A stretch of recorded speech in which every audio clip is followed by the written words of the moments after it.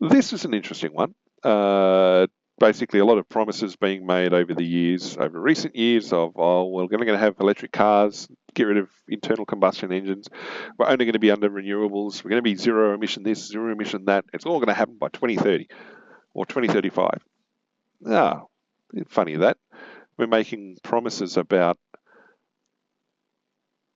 commitment to targets that will never be met in our current electoral cycle. Easy to make empty promises like that if you've got no intent of holding on to them. To suddenly have a progressive government come out and say, oh, I don't think we're going to make 2035 target and we're not going to make it law. Okay. That's interesting. I mean, I think people would have expected maybe the Conservative government to come out and say that. I think people are going to look at what the US did when they withdrew from the Paris Accords and everything else and say, oh, look, we'll use that as an excuse for why we're not going to commit to it. Yeah. It's the fact that they think that they don't have the political support. I wonder what that means. What does that mean the community thinks about it? Who knows? But it's putting things down track for another 15 years. Now, the idea of aiming for these targets is great. Putting more energy into R&D, awesome. The state of the technology for a bunch of these things isn't great. The level of heavy metals and rare earths and other materials going into renewable projects, sadly, is quite significant. And there is a toxic cost, which isn't generally borne by the end-use nation. It's borne by the nation that creates the product and often does it in a way that wouldn't be supported in the end-use nation. And then there's issues with what do you do when you need to total cost of operation, when you need to retire the platform, be it solar panels or wind turbines or whatever. Composites are notoriously hard to reclaim, especially if you're epoxy-based carbon fibers or exotic composites, things like that. They're very hard to recycle. The sort of chemicals that go into photovoltaic cells can be very hard to reclaim, and they can be toxic if they're allowed to enter the environment as the panels break down or are broken down. So there's elements and materials that can be reclaimed, not a problem. But the total life cost, certainly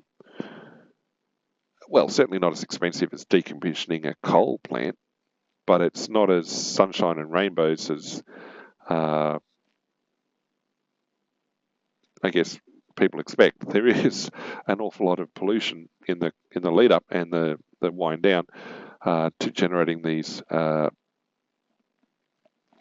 environmental solutions. Even hydropower has massive impact on the environment with damming of natural systems, and even for dams built in the wrong place, silting and maintenance of the dams, some dams having to be partially empty because they're no longer safe. Everything has trade-offs, and sometimes those trade-offs aren't borne by the nation benefiting from the power. I mean, even battery systems contain all sorts of wonderful exotic chemicals you don't want in your environment. Are there better ways of going about doing things? Well, not really. I think the ideal solution to things like this is going to be ones that still have a degree of environmental pollution and impact, but it would be a mixture of renewable, be it wind, solar, pumped hydro, whatever. Pumped hydro being used to store excess out of the grid, maybe battery farms, but they've they require their own cooling, and also they'll take up existing land. You don't want system solutions that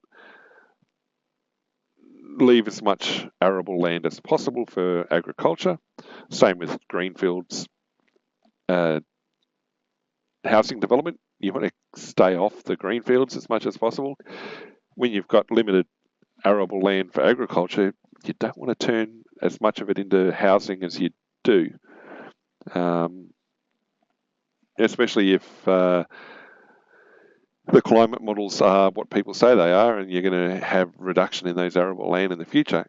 You want to hang on to it as much as possible. I think people are going to have to accept that one of the more robust solutions is nuclear, modernised nuclear system, be it pebble bed type reactors, be it molten salt. Generally not heavy water breeders, generally not the archaic systems. If government subsidies went away from systems, it'd be interesting to see just how viable a lot of those power generation systems would be. But we'll see. I mean, plus you also want to get industries to be more efficient about what they do with their systems. There needs to be a better understanding from companies and industries about the total life cost of a system, from creation, from acquiring the raw resources, to manufacturing, to operation, to disposal. And you can't just toss it out the window and forget about it. You've got to either put it through systems to reclaim materials, or work out what the cost of landfill or other disposal mechanisms are. Yeah, that's kind of the position I've got. I don't think these whole zero emissions targets, I don't think they're ever going to be viable.